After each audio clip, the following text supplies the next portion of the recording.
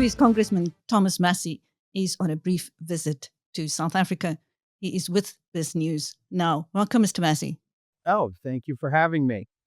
Sir, what are your views on Donald Trump's victory, and how are you going to support him considering what he has said about you in the past?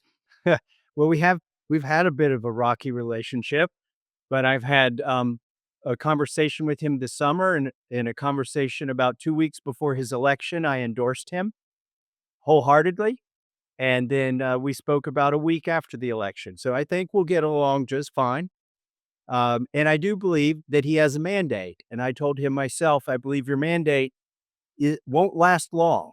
Like, you need to act quickly, and I think it lasts about 6 months, really, even though Congress and the Senate were elected with Republican majorities for 2 years at least, and he's elected to a 4-year term. I think he's got 6 months to show the American public, that he's gonna act on the mandate that he's received.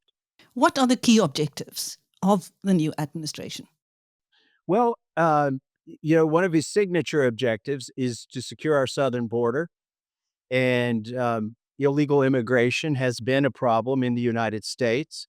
And I think that's one of the mandates that he has. That's one of the things that he campaigned on. He campaigned on that in 2016. And by the way, I was in Congress in 2016 when he failed to achieve that mandate. And that was largely because the Senate and the House, both controlled by Republicans, got in his way. And my warning to my colleagues in Congress is don't do that again. What, or rather, how can the Trump administration use its trifecta and the Supreme Court to push through faster reform? Well, the first thing he can do is, and I've thought about this from the cabinet position. He's going to appoint several secretaries, and they don't have the power to make law. But what the secretaries have been doing for many years is making their own laws and acting without congressional authority.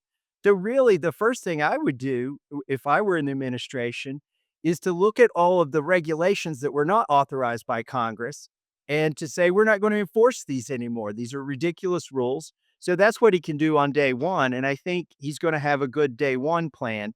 By the way, Congress is sworn in on January 3rd, but the president takes the office on January 20th. And I've advised our speaker, I talked to Speaker Mike Johnson yesterday, that we should have several bills already passed and on the desk of the president so that on his first day, instead of just doing executive orders, he could sign actual legislation. Now, what is your view on the influence rather of the famous African American Elon Musk? Well, I'm meeting new South Africans here this week. It's exciting to be here. But at least until this point, my favorite South African is Elon Musk.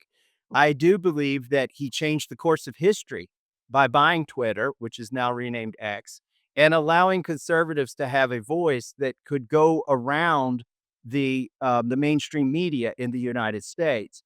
Social media started out that way, but censorship became unfortunately a thing. It was directed by our government. I'm on a committee in Congress called the Weaponization of Government Committee.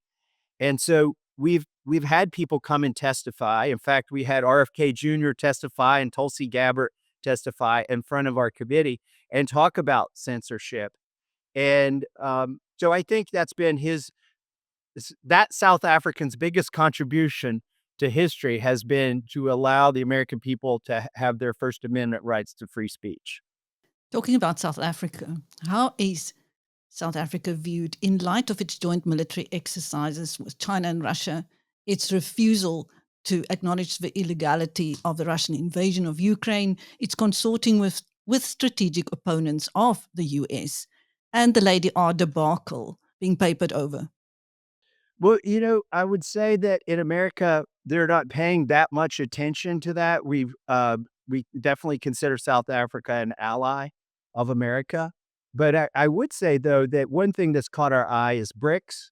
And, we would like for the dollar to remain the reserve currency of the world.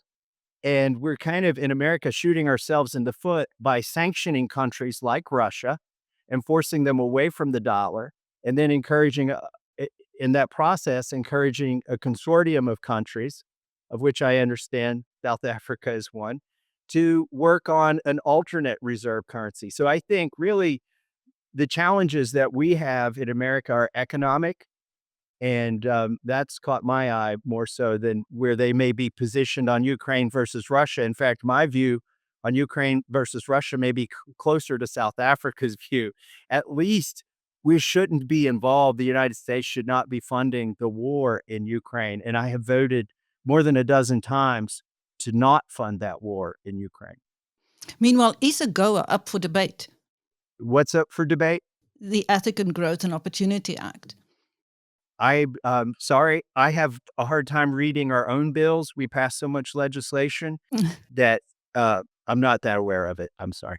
No, no problem. Let's talk about the House Foreign Relations Committee that has indicated a negative stance towards South Africa, particularly Republican members. Are there any indications how that might translate into concrete steps? To get on the Foreign Relations Committee, the Foreign Affairs Committee in Congress, you almost have to toe the certain line, and they're mostly what we call neocons, neoconservatives on that committee, who have an interventionist uh, sort of they're never happy with the current state of affairs and are always trying to meddle with things. And I'm speaking of my colleagues, Republican and Democrat, on that committee. So I wouldn't take as the gospel what the members of that committee say, because there are a few dozen members of Congress on that committee, but anything that comes out of Congress has to be voted on by 435 members of Congress of the House and 100 members of the Senate. So I would just say that the Foreign Affairs Committee has been pre-selected for those kinds of views. And if you don't express those kinds of views, which I don't hold, then you can't be on that committee. So COP29 has just wound up, and you have called yourself the greenest member of Congress living off the grid on your ranch, if I'm correct. Yes. At the same time, you have expressed serious doubt about climate change. So I'm wondering, what are your views on the transfer of funds from the global north to the global south, given the US position as the biggest historical emitter of GHG? Well, I think anybody who emits carbon should be given a credit for emitting the carbon. It's better for the globe. The globe is greener now than it's ever been since we've gone from 300 parts per million to 400 parts per million. It's good for crops. And I think if we went back to the carbon levels we had 100 years ago, there would be famine. So I think most people have this backwards. And I think with the Trump administration, what you're going to see is a stop to this nonsense. And, it's basically a suicide pact for everybody to have a lower quality of life, to ration things that shouldn't be rationed. I'm a farmer. Okay. I grow peaches, I graze cattle. Everything on my farm is doing better with more CO2.